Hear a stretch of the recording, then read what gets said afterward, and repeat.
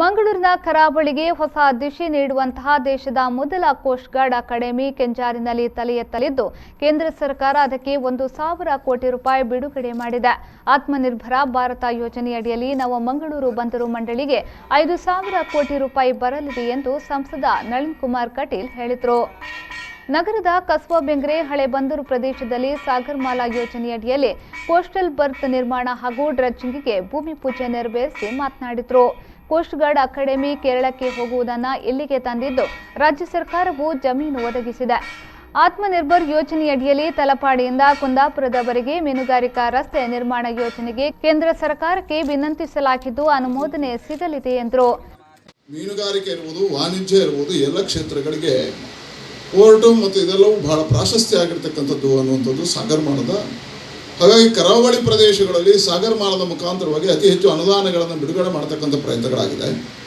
ಅದರಲ್ಲಿ ಇವತ್ತು ವಿಶೇಷವಾಗಿ ನಮ್ಮ ಜಿಲ್ಲೆಯ ವಾಣಿಜ್ಯದಕ್ಕಿಗೆ ಕೇಂದ್ರ ಸರ್ಕಾರ ಸುಮಾರು ಸಾಗರಮಾಲದ ಅಡಿಯಲ್ಲಿ 25 ಕೋಟಿ ರೂಪಾಯಿ ಅನುದಾನಗಳನ್ನು ಇದಕ್ಕೆ ಬಿಡುಗಡೆ ಮಾಡಿದೆ. ರಾಜ್ಯ ಸರ್ಕಾರ ಸನ್ಮಾನ್ಯ ಮುಖ್ಯಮಂತ್ರಿಗಳಾಗಿರ್ತಕ್ಕಂಥ ಯಡಿಯೂರಪ್ಪರ ನೇತೃತ್ವದಲ್ಲಿ 40 ಕೋಟಿ ರೂಪಾಯಿಗಳ ಬಿಡುಗಡೆಯನ್ನು ಮಾಡಿದೆ. ಇದು ಕೇಂದ್ರ ಸರ್ಕಾರ ಇನ್ನೊಂದು ಯೋಜನೆ ಮಾಡಿದೆ. ಬಹಳಷ್ಟು ವರ್ಷಗಳ ಬೇಡಿಕೆ ಇತ್ತು ಈ ಮೀನುಗಾರರು.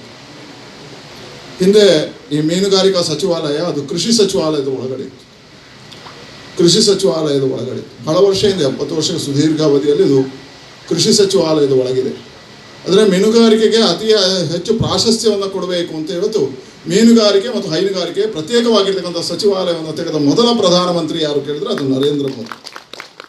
ಅನಂತರ ಶಾಸಕ ವೇದವ್ಯಾಸ್ ಕಾಮತ್ ಅವರು ಮಾತನಾಡಿ, ಪ್ರಸ್ತುತ 300 ಟನ್ ಸಾಮರ್ಥ್ಯದ ದೋಣಿಗಳಷ್ಟೇ ಬರುತ್ತಿದ್ರೆ ನೂತನ ಬರ್ತ್ನಿಂದಾಗಿ 5,000 ಟನ್ ಸಾಮರ್ಥ್ಯದ ಹಡಗುಗಳ ಜೆಟ್ಟಿಗೆ ಆಗಮಿಸುವುದು ಸಾಧ್ಯವಾಗಲಿದೆ. ಯಾವುದೇ ಪ್ರದೇಶದಲ್ಲಿ ಸರಕು ಸಾಮಗ್ರಿಗಳನ್ನು ಇಲ್ಲಿಗೆ ತರಬಹುದು ಎಂದು ಹೇಳಿದರು. ಹಳೆ ಬಂದರಿನ ಬೆಂಗ್ರೆ ಬದಿ ಡ್ರೆಡ್ಜಿಂಗ್ನಿಂದಾಗಿ ಸಿಗುವ 11 ಲಕ್ಷ ಟನ್ ಮರಳನ್ನು ಸೋಮೇಶ್ವರದಲ್ಲಿ ಸಮುದ್ರ ಕೊರೆತದಿಂದ ಹಾನಿಗೀಡಾದ ಪ್ರದೇಶಕ್ಕೆ ಹಾಕಲಾಗುವುದು. ಮುಂದೆ ಬೆಂಗ್ರೆಯ 155 ಎಕರೆ ಪ್ರದೇಶದಲ್ಲಿ ಅಭಿವೃದ್ಧಿ ಯೋಜನೆ ಇದೆ. ಬೆಂಗ್ರೆಯನ್ನ ಬಂಗಾರವನ್ನಾಗಿ ಪರಿವರ್ತಿಸುವುದಕ್ಕೆ ಜನರ ಸಹಕಾರ ಬೇಕು ಎಂದು ಹೇಳಿದರು. ಕರಾವಳಿಯ ಯಾವುದೇ ಭಾಗದಲ್ಲಿ 3.5 ಮೀಟರ್ಗಿಂತ ಜಾಸ್ತಿ ಡ್ರೆಡ್ಜಿಂಗ್ ಮಾಡಿದ್ದಿಲ್ಲ. 5,000 ಟನ್ನಿನ ಆ ಶಿಪ್ಪುಗಳು ಬರಬೇಕು ಅಂತ ಹೇಳಿದ್ರೆ -7 ಮೀಟರ್ಸ್ ಅಂದ್ರೆ ಸರಿಸುಮಾರು 20-25 ಫೀಟ್ಗಳ ಕೆಳಗಡೆ ಆಳವಾಗಿ ಆ ಹೂಳೆತ್ತಿದ ಕಾರ್ಯಕ್ರಮವನ್ನು ಮಾಡಬೇಕು. ಅದರ ಮುಖಾಂತರ ಆ ಶಿಪ್ಪುಗಳು ಹೋಗ್ಲಿಕ್ಕೆ ಅವಕಾಶವನ್ನು ಕಲ್ಪಿಸಿಕೊಡಬೇಕು. ಈ ಖಾಲಿ ಈ ಯೋಜನೆಯನ್ನು ಮಾತ್ರ ನಮ್ಮ ಸಂಸದರು ತಂದಿಲ್ಲ, ಪತ್ರಿಕಾ ಮಾಧ್ಯಮದವರು ಇದ್ದಾರೆ. ಇದನ್ನು ವಿಶೇಷವಾಗಿ ನಾಳೆ ಬರೀಬೇಕು. ಯಾಕೆ ಈ ಮಾತನ್ನು ಹೇಳ್ತೇನೆ ಅಂತ ಹೇಳಿದ್ರೆ, ಇವತ್ತು ರಾಜ್ಯ ಮತ್ತು ಕೇಂದ್ರ ಸರ್ಕಾರದಿಂದ ಸೋಮೇಶ್ವರದ ಭಾಗದಲ್ಲಿ ಬಹಳ ದೊಡ್ಡ ಗಾತ್ರದ ಮರಳನ್ನ ಸಮುದ್ರದ ಮತ್ತು ನದಿ ಭಾಗದಲ್ಲಿ ಹಾಕಬೇಕು ಅಂತೇಳಿ ಸರ್ಕಾರದ ಆದೇಶಗಳಾಗಿದೆ. ಆ ಆದೇಶಗಳಾಗಿದ್ದಂಥ ಸಂದರ್ಭದಲ್ಲಿ ಅಲ್ಲಿ ಈ ಮರಳುಗಳು ಹಾಕಬೇಕು ಅಂತೇಳಿ, ಸ್ಯಾಂಡನ್ನು ಹಾಕಬೇಕು ಅಂತೇಳಿ ಆದರೆ ಸರ್ಕಾರಕ್ಕೆ 25 ಕೋಟಿ ರೂಪಾಯಿ ಅವಶ್ಯಕತೆ ಇತ್ತು.